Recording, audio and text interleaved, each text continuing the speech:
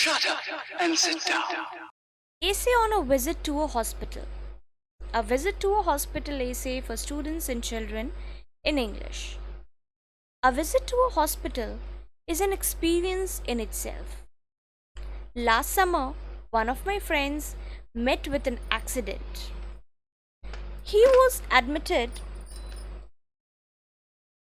to the Safdarjung hospital where I visited him.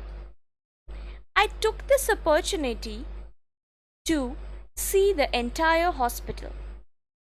As I entered the hospital, I saw people coming and going.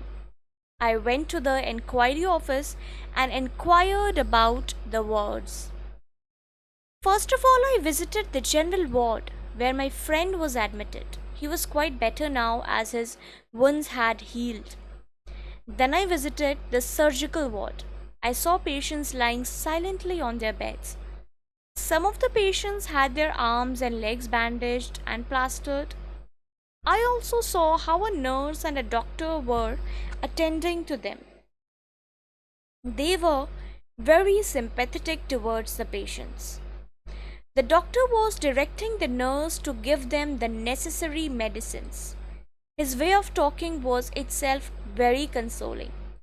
A peaceful atmosphere prevailed in the whole ward. Then I went to the medical ward. I saw some of the patients lying on their beds very pensively. From their faces, I guessed their pathetic plights. They all seemed to be disgusted with their diseases. In the meanwhile, the doctor took a round of that ward. Several junior doctors were also accompanying him. The doctor was inquiring about the welfare of the patients individually. He listened very sympathetically to the agonies of the patients. He was also giving injection to some of the patients. To others, he gave dosages of medicine or mixtures.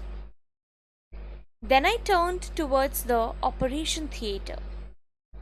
Outside the theatre, I saw patients awaiting an operation lying on stretchers. The corridor presented a somber look.